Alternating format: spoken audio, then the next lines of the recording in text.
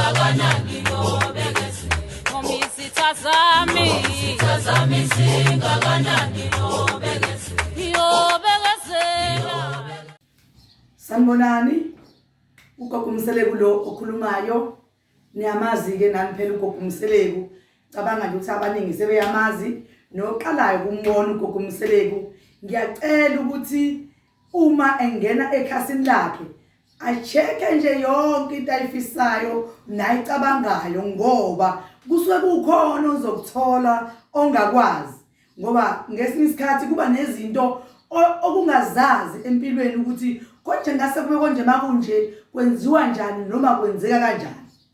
Namhlanje engifuna ukuthi nginitshele kona, ngifuna ukunixwayisa ukuthi kunalabantu laba kwesinye isikhathi abathola ukuthi uma bezosebenzisa imithi mhlambe kwesinye isikhathi umuntu abone ngathi umuthi awumsebenzeli. Ngifuna ukuthi ngibacacisele ukuthi izinto ezikanjalo kwesinye isikhathi yini esuke yenza kanjalo. Kuyenzeka kube mhlambe ekhayela uqobo lapha usebenzisela khona umuthi, mhlambe alilungile, kunezinto ezingasile kulona, mhlambe kunezilwane phakathi khona egcekeni. Ngale nkathi lo wena ufika nomuthi okumele mawusebenzise, ingalesi sikhathi lesi mhlambe lezi zinto ezihlala la ngaphakathi zivane ziwubhoshele lo muthi wakho. Zenzela ukuthi lo muthi uma usuthi awusebenzisa ungasebenzi kwayikona. Abanye abantu bayixoxa into ekanjalo, bathi sithi masithatha into omunye umuntu sithola ukuthi gogo ayisebenzeli. Manje ngithi cha, angibabonisi ukuthi cha, awukho umuthi ongasebenzi. Imithi iyasebenza imithi. Awukho umuthi ongasebenzi. Lokho kwesinye isikhathi sokwenziwa ukuthi ekhayeni lapho uzosebenzela khona lo muthi akukho lada kuclean. Kwesinye isikhathi kufuna ukuthi iqale mhlambe kube yikhaya li-clean, noma ke ungawenzeli kulelo khaya ubona ukuthi alikho right. Mhlambe ukuma khona indawo nje la ungenzela khona wenzele khona into zakho ukuze zilunge kahle. Ungagcina uthenga izinto zo 25,000 no 35,000, ngoba kunalabantu labo othola ukuthi bathenga izigubhu zalezo zimali, kodwa ekugcineni bese besexoxela bathi nje ngithenga isigubhu asisebenzi.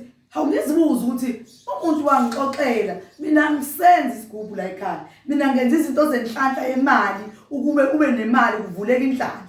Ingakho ngingathanda ukwenza isigubhu, ngoba isigubhu siyabiza. Ekubizeni kwaso futhi kuye kufanele ukuthi mawuzosebenzisa uyabo kwesinye isikhathi ugcina usebenzisa ukhona izinto ongazozazi ukuthi kumele mawuzenze, kanti kunezinto ezizohamba hambe zigcine sezivelele ukuthi kufanele wenze ukuthi ekugcineni kube umcebo futhi ozothi mawufa wena bese uyaphela usuphelile. Kanti akufanele kube nomcebo ozophela, kumele kulungiswe nje indaba ukuthi kube nenhlanhla ekhaya, kube nemali, wenze uhlanga oluletha imali, kube kuhle nje, kube clean. Yebo kona uhlanga lolo phela lusuke lizosebenza kuwena, ngoba leyo nto isuke yenziwe kuwena.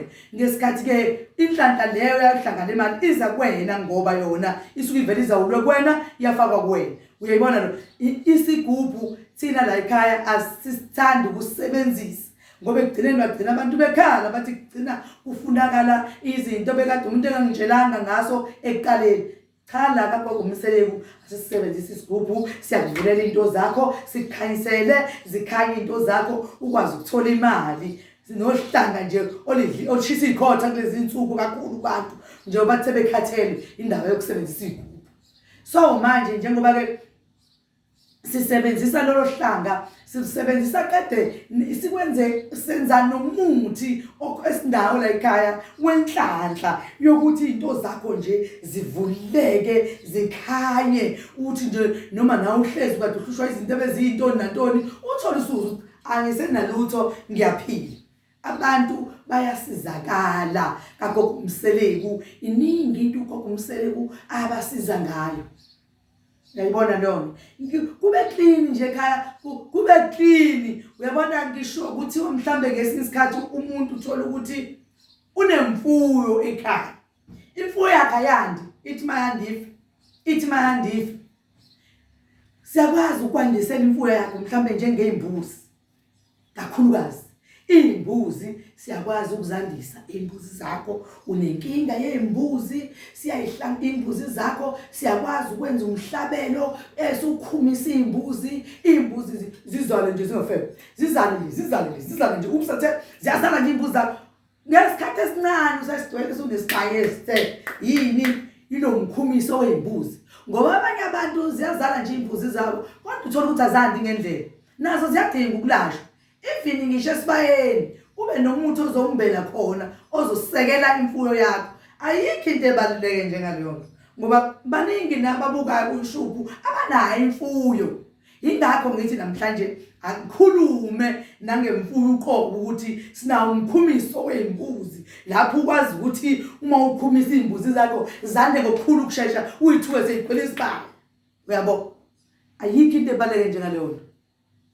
Kanti akusiye futhi umuthi ongathi mhlawumbe uyabiza cha akubona umuntu obizayo umuthi nje ukahle nje ngoba nawe umsebenzi wembuzi zakho usukwazi ukuthi okay lezi imbuzi ngifuyela ukuthi uma nginengxakeko ngelinye ilanga kufanele ngibambe esibayeni sami ngidayise ngikhave ingxakeko yami.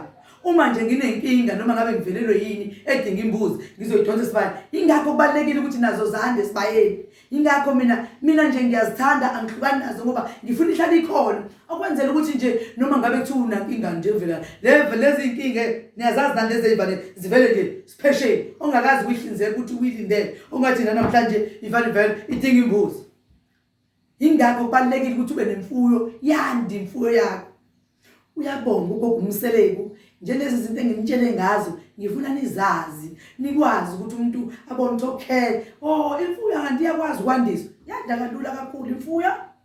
Ngicela ningene ekhasini lapho kuGumseleku nibukele zonke izinto kwaGumseleku ahlale ezikhuluma ziyaka ziyasiza. Ngene ekhasini likaGumseleku ulalele uGumseleku. uGumseleku uzokusiza. uGumseleku uzokwandisela imfuyo yakho. uGumseleku aphinda kuvikele izinto zonke ezingalungile ezifuna ukuza kuwena nezifuna ukuzobulala imfuyo yakho. Ngiyabonga makhosi amakhulu Thoko.